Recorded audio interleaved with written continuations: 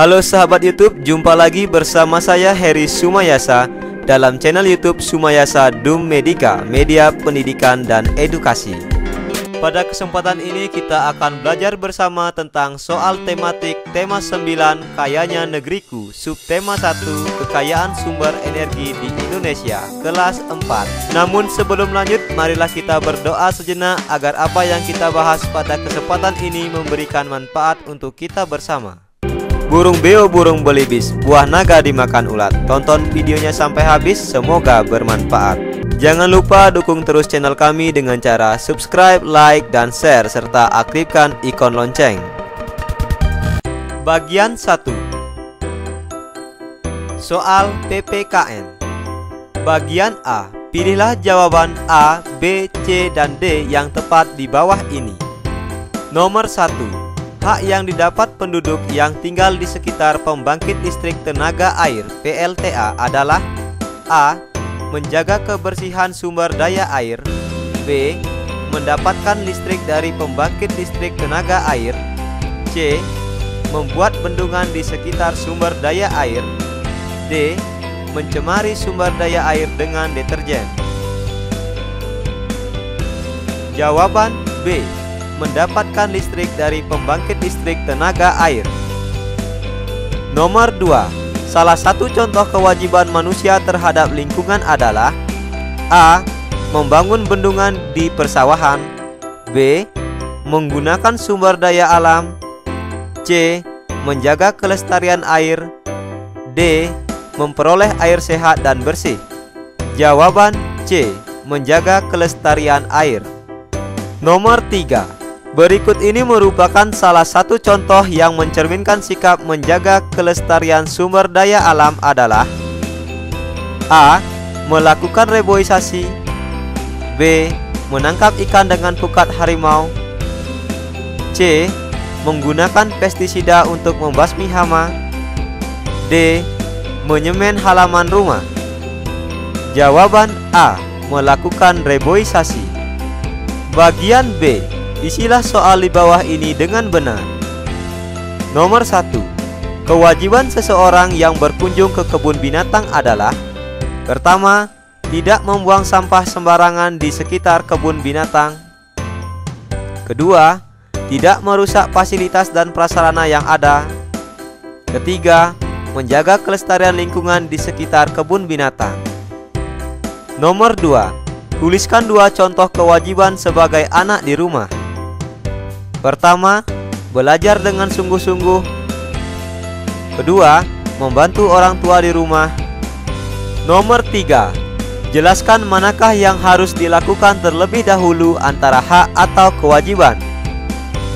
Yang harus dilakukan terlebih dahulu adalah kewajiban, karena untuk memperoleh hak, kita harus melaksanakan kewajiban terlebih dahulu. Bagian 2. Soal bahasa Indonesia. Bagian A. Pilihlah jawaban A, B, C, dan D yang tepat di bawah ini. Nomor 1. Orang yang dapat memberikan informasi yang benar saat diwawancara disebut A. Narator. B. Narasumber. C. Wartawan. D. Juru kamera. Jawaban B. Narasumber. Nomor 2. Pertanyaan yang disampaikan kepada narasumber sebaiknya A. Mudah dipahami. B. Banyak dan seragam. C. Berulang-ulang. D. Sulit dijawab. Jawaban A. Mudah dipahami. Nomor 3. Pertanyaan yang tepat untuk diajukan kepada narasumber seorang petani kopi adalah A. Mengapa kopi ini berada di tangan Bapak? B. Kapan Bapak terakhir menggunakan seragam untuk bekerja? C. Bagaimana cara merawat tanaman kopi agar tumbuh dengan baik? D. Apakah Bapak memahami jenis-jenis kopi yang disukai tetangga? Jawaban C. Bagaimana cara merawat tanaman kopi agar tumbuh dengan baik? Bagian B. Isilah soal di bawah ini dengan benar. Nomor 1. Tuliskan hal-hal yang harus kita perhatikan sebelum melakukan wawancara. Pertama, membuat daftar pertanyaan sesuai dengan topik yang diambil. Kedua, menentukan narasumber yang akan diwawancarai. Ketiga, membuat janji dengan narasumber untuk melakukan wawancara. Nomor 2. Pertanyaan apa saja yang akan kamu ajukan untuk mendapatkan data kondisi hewan di lingkungan sekitarmu? Pertama, siapa nama bapak atau ibu? Kedua, hewan apa saja yang masih dapat dijumpai di lingkungan sekitar bapak atau ibu? Ini adalah beberapa contoh pertanyaan yang dapat diajukan untuk mengetahui kondisi hewan di lingkungan sekitar. Nomor 3. Jelaskan apakah yang dimaksud dengan kalimat pendukung dalam suatu paragraf. Kalimat pendukung adalah kalimat yang melengkapi penjelasan dari ide pokok dalam suatu paragraf.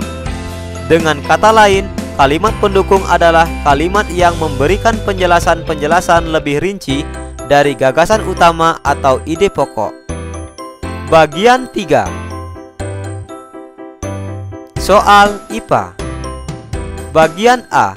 Pilihlah jawaban A, B, C, dan D yang tepat di bawah ini. Nomor 1. Berikut ini contoh sumber energi yang dapat diperbarui adalah A. Batu bara, uranium, dan minyak bumi. B. Air, matahari, dan angin. C. Gas alam, batu bara, dan biosolar. D. Minyak bumi, biogas, dan gas alam. Jawaban B. Air, matahari, dan angin. Nomor 2. Contoh perubahan energi cahaya menjadi energi listrik adalah A. Sinar matahari yang menyinari panel surya. B. Aliran air yang memutar turbin dan menghidupkan generator. C. Aliran listrik menghidupkan kipas angin. D. Aliran listrik yang memanaskan pemanggang roti. Jawaban A. Sinar matahari yang menyinari panel surya. Nomor 3. Sumber energi terbesar di bumi adalah A. Minyak bumi. B. Cahaya matahari. C. Biogas. D. Biosolar. Jawaban B. Cahaya matahari. Bagian B. Isilah soal di bawah ini dengan benar. Nomor 1. Apakah fungsi air dalam pembangkit listrik tenaga air? Air berfungsi untuk memutar turbin dan menghidupkan generator. Nomor 2. Tuliskan fungsi lingkungan bagi kehidupan. Pertama, lingkungan sebagai tempat mencari makan. Kedua, lingkungan sebagai tempat bekerja. Ketiga, lingkungan sebagai tempat tinggal. Nomor 3. Tuliskan manfaat sumber energi yang ditunjukkan oleh gambar berikut. Gambar pertama menunjukkan sumber energi yang berasal dari air. Air memiliki beberapa manfaat, diantaranya untuk mandi, memasak, untuk minum, untuk mencuci, mengairi sawah, dan sebagai pembangkit listrik tenaga air. Gambar nomor 2 merupakan gambar matahari. Matahari dapat dimanfaatkan untuk menjemur baju, menjemur padi, dan untuk proses fotosintesis pada tumbuhan, sekaligus sebagai pembangkit listrik tenaga surya. Bagian 4. Soal IPS. Bagian A. Pilihlah jawaban A, B, C, dan D yang tepat di bawah ini. Nomor 1. Berikut ini yang bukan contoh dari sumber daya alam yang terdapat di pantai dan lautan adalah A. Pohon bakau. B. Tanaman teh. C. Mutiara. D. Tiram. Jawaban B. Tanaman teh. Nomor 2. Perkebunan teh merupakan jenis pekerjaan yang banyak dilakukan oleh masyarakat yang tinggal di A. Pantai, B. Padang rumput, C. Dataran tinggi, D. Perkotaan. Jawaban C. Dataran tinggi. Nomor 3. Perhatikan gambar berikut. Kegiatan ekonomi di samping disebut dengan A. Kegiatan distribusi, B. Kegiatan konsumsi, C. Kegiatan produksi, D. Kegiatan sortirtasi.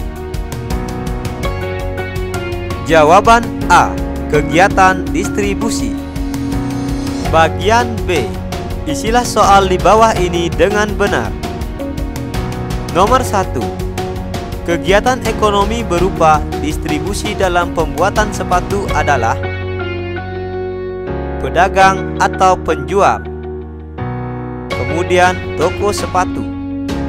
Nomor 2. Saat makan ikan sarden dari kaleng, kita melakukan salah satu kegiatan ekonomi, yaitu kegiatan konsumsi atau memakai barang dan jasa. Nomor 3.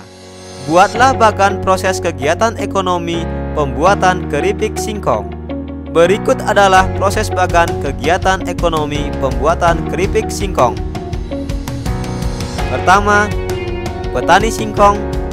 Kemudian, singkong yang dihasilkan dari petani singkong dibawa ke pabrik keripik. Selanjutnya, keripik yang telah dihasilkan disalurkan melalui kegiatan distribusi oleh toko, warung, pasar, dan lain-lain. Selanjutnya, keripik yang telah disalurkan sampai ke tangan konsumen, yang disebut dengan kegiatan konsumsi. Bagian 5. Soal seni budaya dan prakarya. Bagian A. Pilihlah jawaban A, B, C, dan D yang tepat di bawah ini.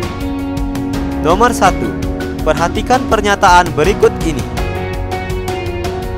Negara: Indonesia, Jepang, Belanda. Bunga nasional: sakura, melati, dan tulip.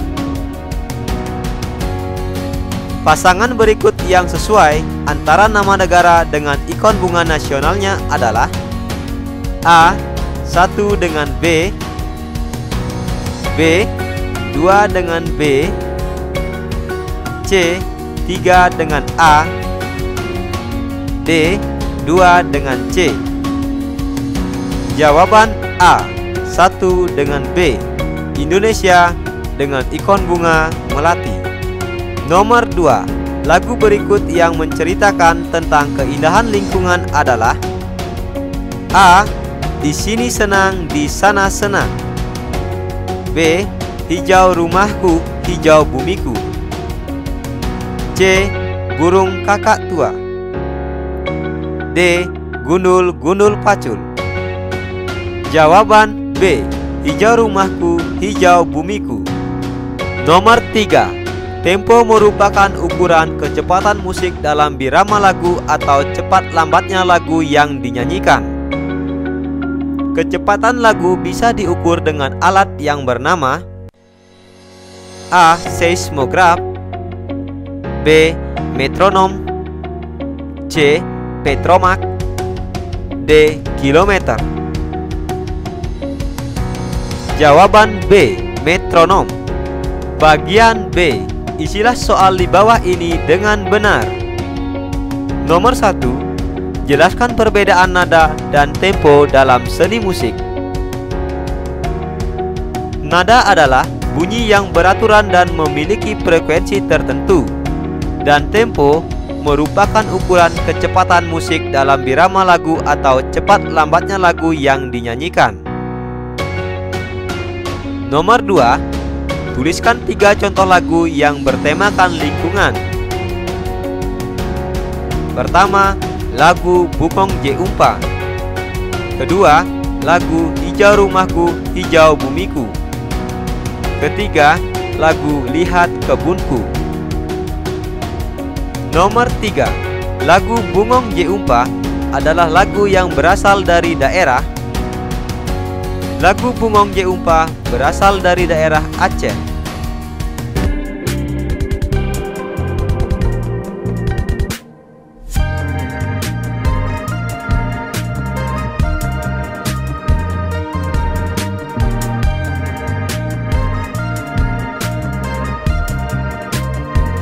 Terima kasih telah menyaksikan video ini.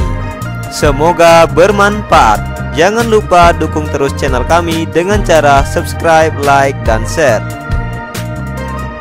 Sampai jumpa lagi dalam video pembelajaran berikutnya.